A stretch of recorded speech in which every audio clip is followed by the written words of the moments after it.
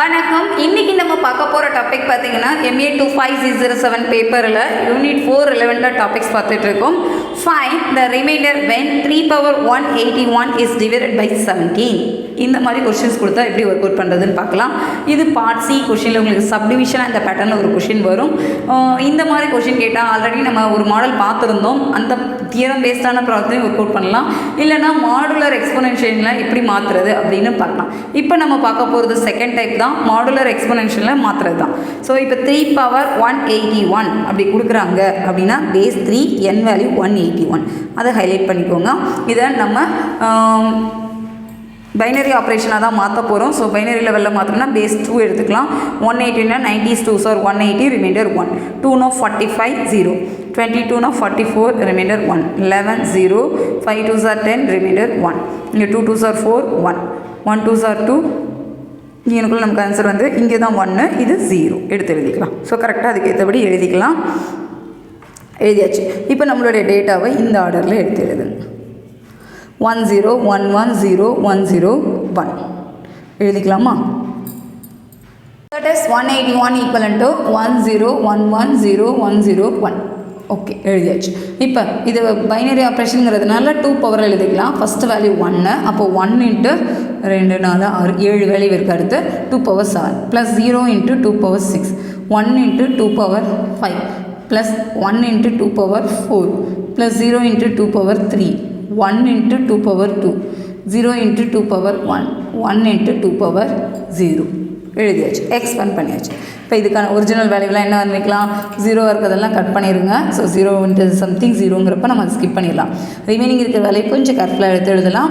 1 into 2 power 7 2 power 7, 1 into 2 power 5 2 power 5, 1 into 2 power 4 2 power 4, 1 into 2 power 2 2 power 2, அடுத்து 2 power 0 எழுதியாச்சு. இப்போ நமக்கு base வந்து 3 தான். அப்போ 3/181க்கு தான் நம்ம மாற்றணும். ஸோ 3/181க்கு மாற்றுங்க. 181 தான் இப்போ ரெடியூஸ் பண்ணியிருக்கோம். So 3/2 power 7, 3/2 power 5, 3/2 power 4, 3/2 power 2, 3/2 power 0 எடுத்து எழுதிக்கலாமா? எழுதியாச்சு. இப்போ 3/181க்கு என்ன எழுதிக்கலாம்? 2 power 7ஓட வேல்யூ 128, 2 power 5ஓட வேல்யூ 32, 2 power 4ஓட value 60. 2 power 4 means 2 into 2 into 2 into 4, 4 times 2 multiply பண்ணியிருக்கோம். 2 power 2னா 4, 2 power 0னா 1 எழுதியாச்சு. இப்போ இது செக் பண்ணி பார்த்துக்கலாம் நம்ம அரேஞ்ச் பண்ணது கரெக்டு தானான்னு. 4 + 1 5, இது 21, 21 33 பார்த்திங்கன்னா என்ன இருந்துக்கலாம் 53, இதோட ஒரு 128 பேஸ் சேமாக இருந்தால் பவர் ஆட் பண்ணால் போதும்ல. 128 ஆட் பண்ணிங்கன்னா 1781. ஸோ ஹையஸ்ட் பவரை இந்த ஆன்சர் கிடைக்கும். அப்போ அவர் கேல்குலேஷன் இஸ் கரெக்ட். அப்போ கரெக்ட்னா இதுக்கு அடுத்து மாடுலர் வேல்யூ பாருங்கள். நம்ம மாடுலர் 17க்கு பார்க்கணும். 3/1 என்ன, 3/4 என்ன, 3/16 என்ன, 3/32க்கு என்ன, 3/128க்கு என்னன்னு செக் பண்ணலாமா?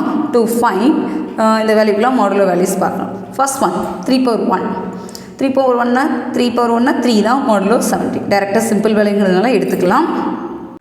அடுத்து 3/2 பார்க்கலாம். 3/2 இஸ் கான்ஃபரன்ஸ் டு 9 மாடுலோ 17. இதுவும் இது வேறு லெஸ் தானாக இருக்கிறதுனால எடுத்துக்கலாம். 3/4 என்ன எடுத்துக்கலாம்? 3² ஹோல் ஸ்கொயர் எடுத்துக்கலாமா?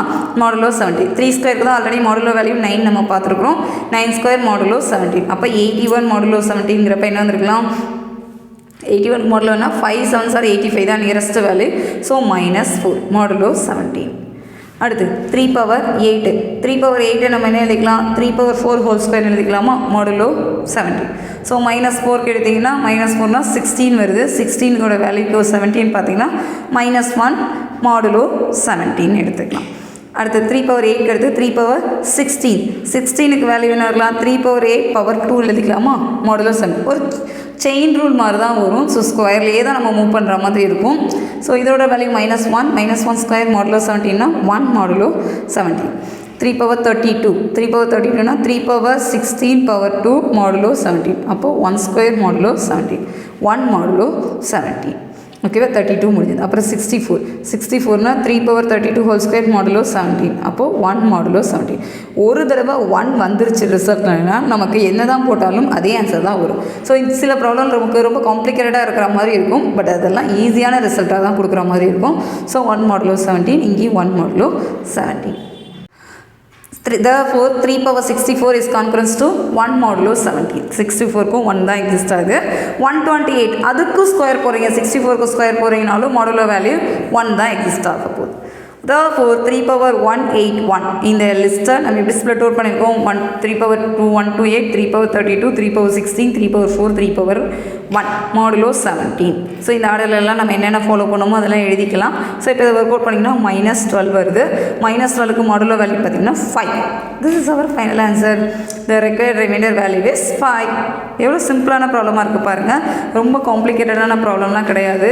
மாடுலோ மெத்தடில் நீங்கள் ஒர்க் அவுட் பண்ணுறீங்க அப்படின்னா எக்ஸ்பொனென்ஷியல் எப்படி மாற்றணுமோ அந்த பேசிக் தெரிஞ்சுக்கிட்டால் போதும். இந்த மாடலில் எந்த கொஷின் கேட்டாலும் நம்மளால் ஈஸியாக ஒர்க் அவுட் பண்ண முடியும்.